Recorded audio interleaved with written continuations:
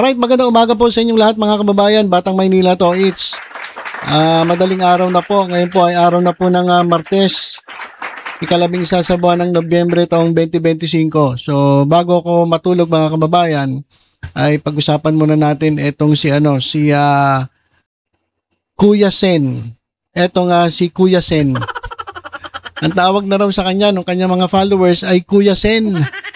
Dahil pinapatakbo raw siya ng kanyang mga followers. Tumakbo bilang senatong.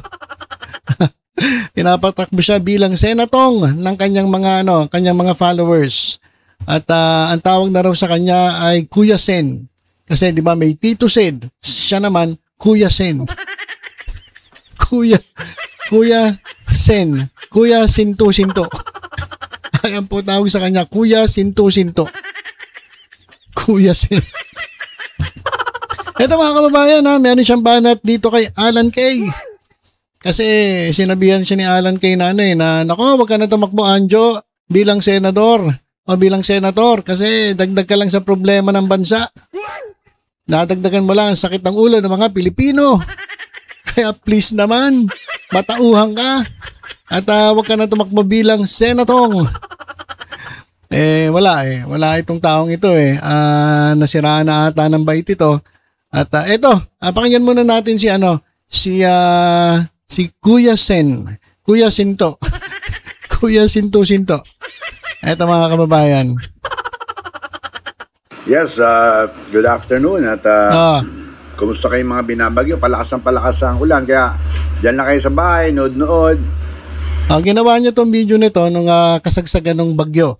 Kaya sabi niya, relax lang kayo, diyan lang kayo sa bahay, nood. Ayan.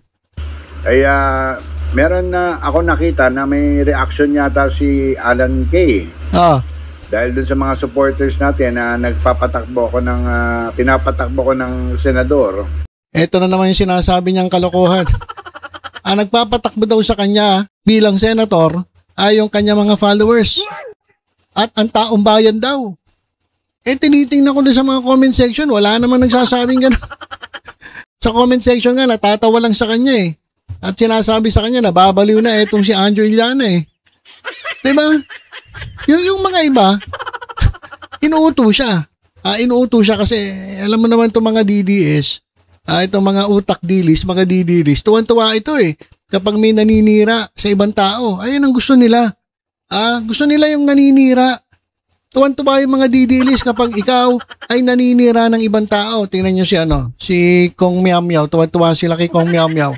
Kasi maya't maya, panay ang paninira sa gobyerno at kung sino-sino sinisiraan. Kaya tuwan-tuwa yung mga didilis sa ganon. Kaya ito, si Kong Meow Meow 2.0, itong si Kuya Sen, Kuya Sinto, si Anjo Iliana, sa totoo lang, natutuwa ang mga DDS dito. Kaya sinasabi siguro, may nababasa siya, takbo ko senator, Anjo, siya naman naniniwala, hindi niya alam. Niloloko lang siya, inuuto lang siya ng mga nanonood sa kanya, basahin mo lahat. Halos lahat galit At sinasabihan siyang nasisiraan na ng bait, nabubuang na. Kaya sabi niya, pinapatakbo raw siya ng mga followers niya. Ang tawag na nga sa akin ngayon Kuya Sen. Kuya Sen. Kuya Sinto. Ayan. Tama, bagay yun. Kuya Sen. Kuya Sinto. Bakit kaya ako tinawag na Kuya Sen? Kasi nga Sinto ka. Kuya Sinto. Nagtanong ka pa. Anyway, ang sabi ni Alan Kay, according to dun sa nabasa ko wag na daw akong pumasok. Kasi makakadagdag lang daw ako sa problema. Siyempre, opinion niya yun. Ngayon natapos na siya magbigay ng opinion, pwede na ako magkwento ngayon. Sige. Ganun kasi ako Sige, kwento lang. Kwentuhan kita. May kwento si Kuya Sen. Unang-una. Sige. Si Alan Kay, masama loob ko dyan dahil... Bakit? Binentahan ako niyan ng Lincoln Navigator na napakamahal. Parang nasa 2 point, ewan ko i-correct nyo kung mali ako, parang 2.6 million na Navigator. Lincoln Navigator, SUV. Oo nga, sige. Hindi ko alam, yung binenta sa akin, sira pala.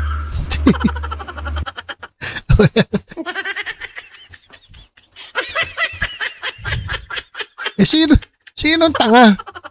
Sino ang tanga ngayon? Sino ang tanga ngayon? Sasabihin niya, masama loob niya kay Alan Kay dahil binentahan siya ng Lincoln Navigator na 2.6 million. Mahal-mahal daw. Tapos yung pala sira. O di, sino tanga? Sino may kasalanan? Bobols ka pala eh. Bibili ka ng sasakyan, hindi mo man lang chine-check. 2.6 million eh. Bibili ka, hindi mo chine-check? Anong tawag doon? Di tanga ka? Bakit ka bibili ng sasakyan na hindi mo chine-check? Di ba dapat chineck mo muna yung sasakyan bago ka bumili? Ngayon sirain pala sisisihin mo si Alan Kay. Bopols talaga to. Siyempre, kayo mga kababayan, bibili kayo ng sasakyan halagang 2.6 million o 2.5 billion. Siyempre, maglalabas ka ng ganung kalaking pera, i-check mo yan. Ipapacheck mo yan sa mekaniko. Sa trusted mechanic mo. May uso ngayon. Bago ka bumili ng sasakyan, tatawagan mo sila, check talaga nila yan kung ayan ba yung nabaha, maganda ba ang mga pyesa nito, ayos pa ba, wala bang problema. May mga ganun yan eh. Ba't hindi mo pina-check? Tapos kayo magreklamo ka, sirain. Sino tanga ngayon? Di ikaw. Bobo ka pala eh. Bibili ka ng sasakyan, di mo pinapacheck. Tapos kayo magreklamo ka, masama loob mo kay Alan Kay. Dahil nabenta ka ng sirain. O baka naman sinasabi mo lang yan. Sinasabi mo lang yan. Diba? Ano naging problema? Yung alalay niya, nung pagkatapos ibenta, sabi sa akin, dapat di mo na binili yan, sirain yan. So in other words, bukod sa nabili ko ng 2.4 million, 2.4 pala. Pinaayos ko yung, kasi yun air suspension, gumastos ako ng 900,000, tapos nabenta ko na lang siguro mga 1 million kay R33, yung kaibigan ni, So masama loob ko, sabi ko, di lugi. Lugi ka. Binili mo 2.4 million. Pinaayos mo 900,000, di 3.3 million na. Binenta mo ng 1 million, di tanga ka. Ba't binenta mo ng 1 million? Tapos ngayon magreklamo ka. Sisisihin mo si Alan Kay. Kaya kayo mga kababayan, bago kayo bumili sa sakyan, pacheck nyo muna eh. Huwag kayong maging katulad na itong tongengot na to. Pagkatapos mabentahan, ngayon irereklamo niya. Ilang years past na yung nangyari. Ngayon ka magreklamo. Bopols talaga to. Sa mga ugaling baklita pala to. Simula nun, hindi na masyado nagdidikit dyan. Tapos nung araw, ang yabang yan dati, lahat daw ng basketball player na amateur, binubuking niya. Sabi ko, paano mo na bubuking yan? Binibigyan lang daw ng rubber shoes, tapos inuuwi na.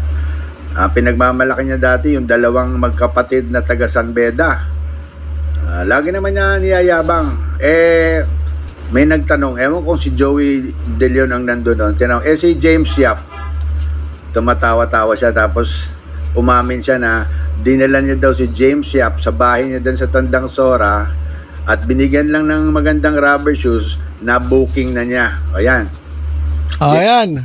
Pati si James Yap dinamay Mr. James Yap. Alam ko si James Yap, konsehal eh. James Yap, dinadamay ka ni Anjo. Nabuki ka daw ni Alan Kay. Ang binayad lang daw sa'yo, rubber shoes. Grabe. Totoo ba yun? James Yap? Rubber shoes lang katapat mo? At nabubuking ka daw?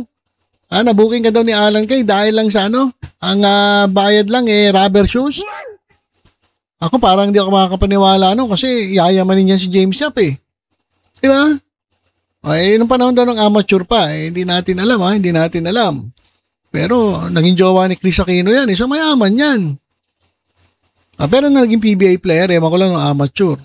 Ewan ko totoo sinasabi nito. Ni Kuya Sen. Kuya Sinto-Sinto. Oh, yun pa. Si James Yap, dinamay pa. Oh, ano pa? James Yap, galing kay Alan Kay yan na booking ka na daw ni Alan Kay. Sa kanya mo tanungin, siya yung nagkikwento eh. Hindi ko alam, baka nagyayabang lang yon. Hindi pala siya sigurado. Kwinentuhan lang siya, niyabangan lang siya ni Alan Kay. Pero hindi pala siya sigurado. Nagkikwento siya ng mga bagay, binanggit niya yung James Yap, kwento lang daw sa kanya ni Alan Kay.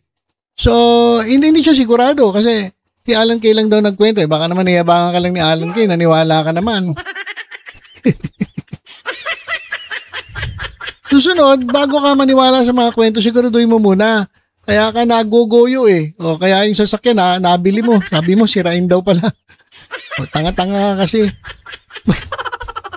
Ganun Anjo, kinakailangan, bago ka pumasok sa isang transaksyon, pag-aralan mo muna, isipin mo muna, pa-check mo, at yung chismis na sinasabi sa'yo ni Alan Kay, siguraduhin mo muna na totoo, baka ginogoyo ka lang, baka niloloko ka lang. Ikaw, naniwala ka naman. Ang dali mo maniwala. Nako, Kuya Sen. Kuya Sinto-Sinto. Pero pag mga ganon, dapat yun hindi na kinikwento, di ba? Dapat Sus, kinikwento mo nga. Ito kinikwento mo nga. Kaya pinagyayabang. Pero yung pong pinagyabang niya, Mr. Counselor, James Yap, nung hindi ka pa daw professional, sapatos lang daw ang katapat mo, na-booking ka na. Kaya yun po. At maraming salamat, Alan Kay. At sige, banatan mo at baka may alam pa ako sa iyo. Maraming salamat at abangan ang susunod na kabanata. Okay na naman. Si Kuya Sinto-Sinto. Walang hiya, Ito pa mga kababayan, ito matindi.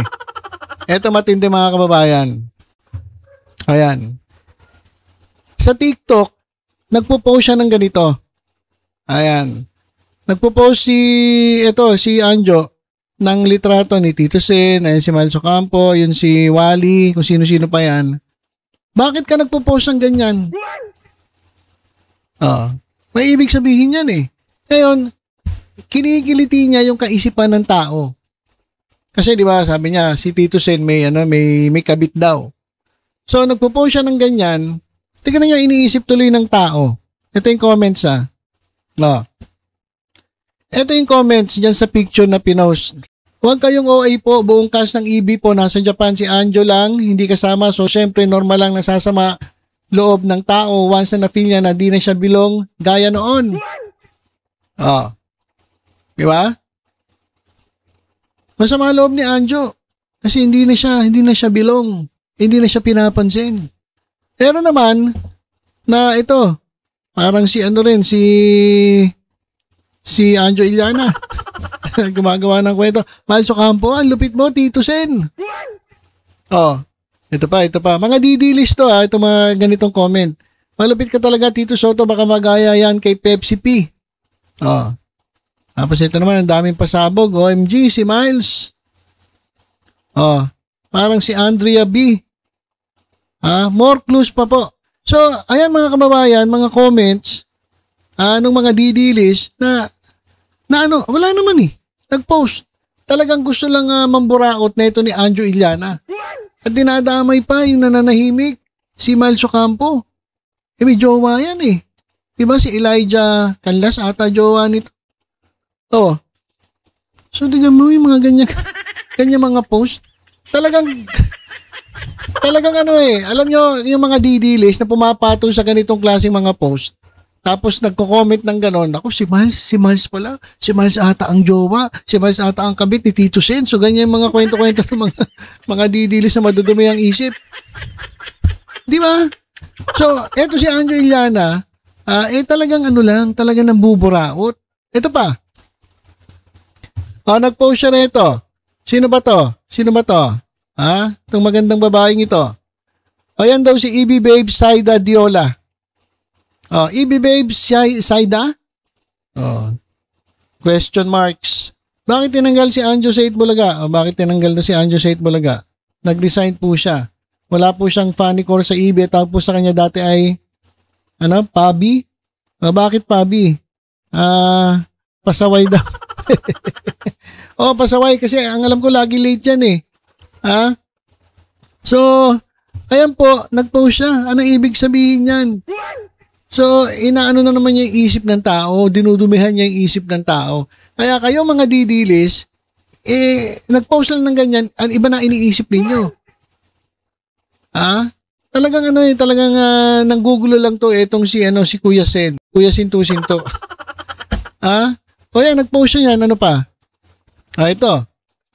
Ito naman, pinost niya, ayan, ni Wrong Bang, 09. Sila yan si Anjo yan eh. So, nag-post siya nung matagal ng chismis tungkol dito kay Ruby Rodriguez. Sabi dito, matapos ang mahigit 2 dekada ng pananahimik, tuluyang lumantad si Ruby Rodriguez at binasag ang kanyang katahimikan.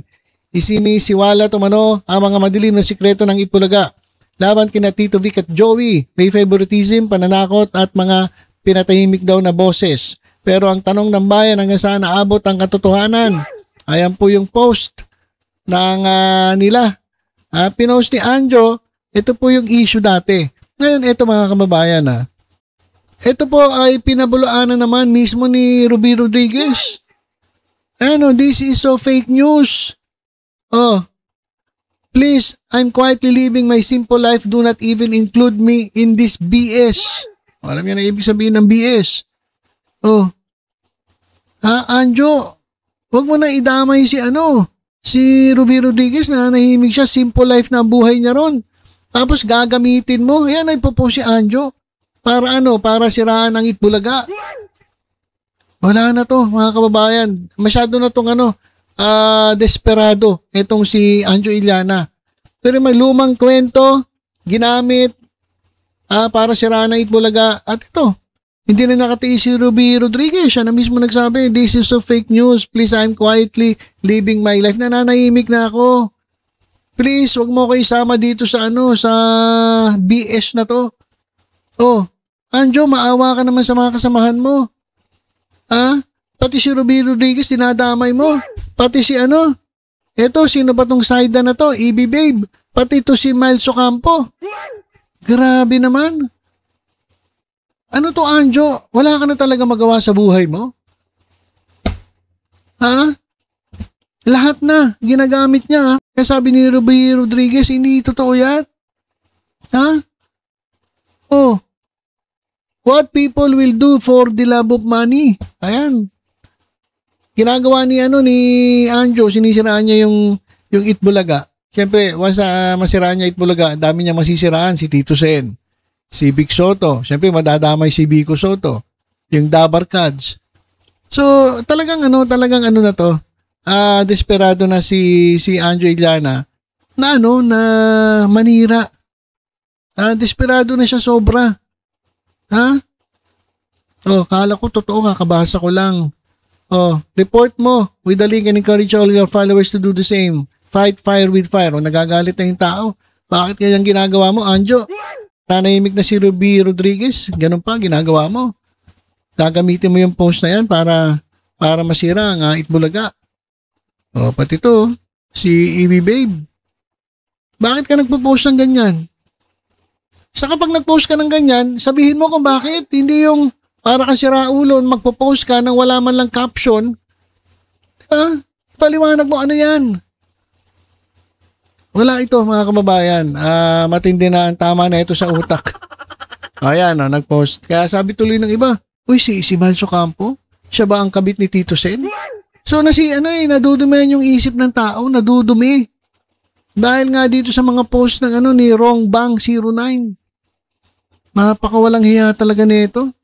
At ito, si James Yap. Kunento raw. Kumaga, nagkikwento siya ng bagay na kwento lang din, hindi kumpirmado. Pati si James Yap, gagamitin mo. Para magalit si James Yap kay tawag dito, kay Alan Kay. Baka naman di naman si kwento ni Alan Kay yan. So, ayan mga kababayan, sobra na talaga to si Anjo Iliana. Talagang merong pinanggagalingan nito. Sa tingin ko mga kababayan, merong tao sa likod nito. kung wala man tao sa likod nito, meron demonyo sa likod nito na nag-uudyok sa kanya na gumawa ng ganitong mga katarantaduhan, na manira ng kung sino-sino, gamitin ang mga pangalan ng kung sino-sino, pati litrato, gamitin para ano, hindi ko maintindihan eh. Ganito ba na kadesperado ito? At kung ano-ano na sinasabi, hindi kaya nagdodroga ito? Dapat ito, ano to eh, ipa-check up na to eh. Baka to, ano to eh, baka addict na ito eh. Ha? So yan mga kababayan, yung latest natin ni kay Anjo. Talaga na mga wala na po sa ayos ito. Pati si Miles Ocampo, dinamay. Pati isang EBBM, pati si Ruby Rodriguez, ginagamit. Inananahimik na yung tao. Nagmakaawa na nga, please lang. Huwag niyo naman akong ganyanin. Namumuhay na ako ng simple. Anjo, baawa ka naman. Grabe talaga tong taong ito. Okay, so ilan po muna mga kababayan. Abangan natin ang mga susunod pang kabanata. Ay nga sinasabi na ito ni Kuya Sen. Kuya Sinto. Abangan natin ang mga susunod niyang post.